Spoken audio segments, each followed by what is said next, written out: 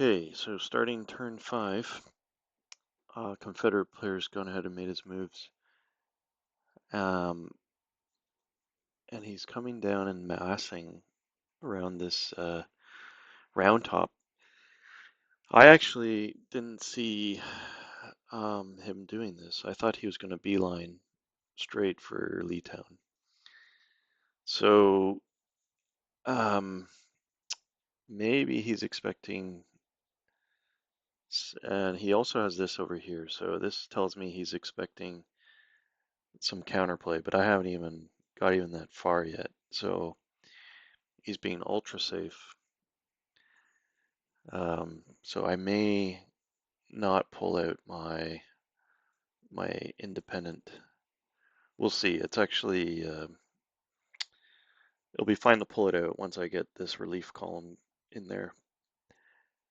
But over here, I see he's inching towards this Pea Ridge. I think he's going to bring his artillery up on there. That would be very good if he did that. So I think what I should do is actually challenge that with my own carbines, and I was thinking about using this guy to get up there, or one of these guys, just to snag it before he does. So I could work out something like that. Meanwhile, up here he's putting a lot of pressure on this little regiment. I might pull this guy out. He's at risk of getting flanked here. And funny, he's pointed his guns towards him. So I think he really wants to give this guy a hard time. Which is fine. I'm actually okay with distracting and tying down a good large chunk of his army with one guy. So I'm going to make it hard for him to take him. Probably some withdrawal fire, but I can just pull neatly back out of the woods. Stay out of the line of sight of these guys hiding in this ridge line. And then I think as soon as I get down here, I'll just come down and just keep pulling back. Okay, so on my turn, these guys got too far ahead of themselves, so I corrected that. I was playing Cedar Mountain and all the roads were worth half, and so it's only the pikes that are worth half in Pea Ridge. The roads are 1, so that only brought them up to here. He's sending a column down on this side, so I'm not too sure. McCall's going to be stretched pretty thin now, so we'll see how he manages that. Because he's already kind of at the extent of his range here, so that's 1, 2, 3, 4, 5, 6. Yeah, so maybe he's going to send Herbert through this middle road. And McIntosh, yeah, I don't see him going this way because he'd just be out of command range. So he's probably just coming down here. So let's draw this out. So these guys are more than likely coming down here to maintain command range. He's probably coming down here, and these guys are coming in here. So, that said, he's definitely going to converge on this point here.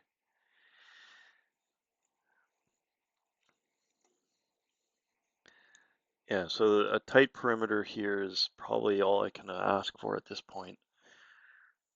These guys are far, like getting up to this ridgeline would be, I guess, okay in practice, but he's going to hit the flank. Yeah, he's going to basically take on the whole thing.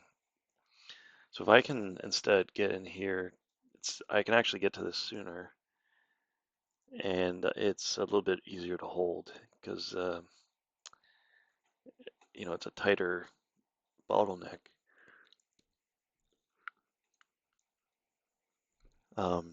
This turn I'm getting Carr. Carr's not on here. I'll throw him on there. But he is going to be entering on this on the Telegraph Road. So that's something I have to take into account.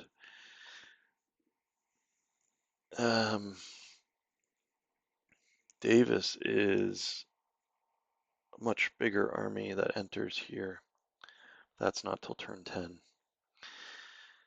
So McCall's going to be very dangerous until then. So I probably need to think about how I use this column.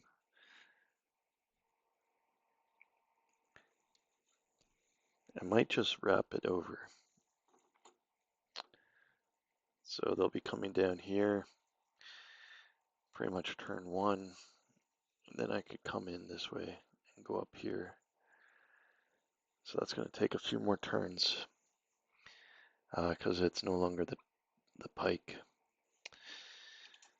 Alternatively, setting them up here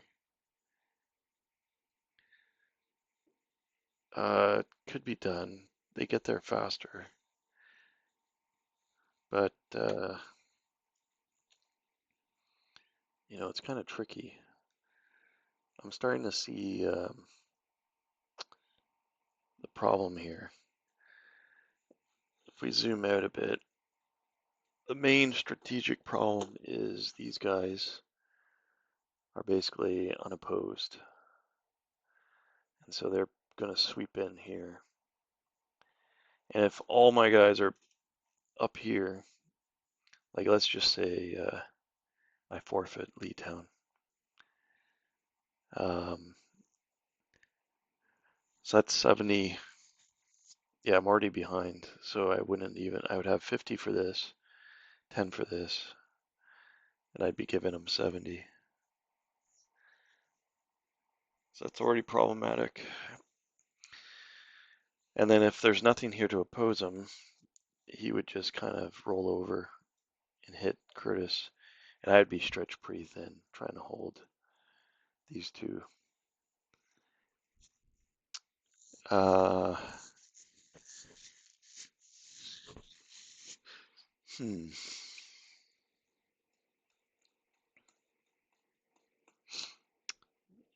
Yeah, so Davis coming in on turn 10 could relieve Leetown. So that's an option. But it may be, yeah, so all I got to do is kind of just bottle up as I said earlier. Wait for Davis. We'll see how McCall develops. I think if I give up anything, it's going to have to be this tavern up here. That's going to be 10 points to him, so not a lot. I don't think I can hold it, especially if he gets his artillery up here. So the question is, do I even challenge it?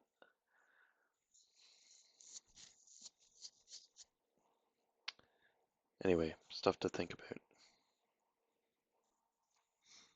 All right, so I've actually opted to move out Bussy.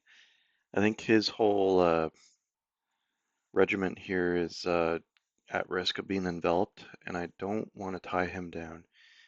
He's independent, first of all, so he's quite more valuable being, he's more useful being dynamic and pulling him out. He can threaten the flanks later. I can even tuck him up on Pea Ridge if I wanted. But I'm fearing on his next turn he's just going to march forward, pin everyone down, and continue to envelop me with his reserves here. I did move Dodge's rifle forward and parked him right over Elkhorn. This will give him second thoughts as to moving in. Essentially, what I'm trying to do here is buy time. Even though I'm moving out without giving him much of a fight, he has wasted about a turn or two moving through the woods laterally to envelop me. So if I can encourage him to keep doing that, uh, and I just pull out quickly, he will actually spend more time coming back onto the road. And so if you think about it, that's how many turns did he spend going over through the woods and then back out of the woods. And that just builds time for me to get my army together. So I don't think a Dodge is going to stay here for very long. I think it's just there to like continue to encourage him to take the position very seriously. So like if in the absence of Dodge, he'd probably just be able to walk in and overrun it, and then I'd just be on a defensive line down here.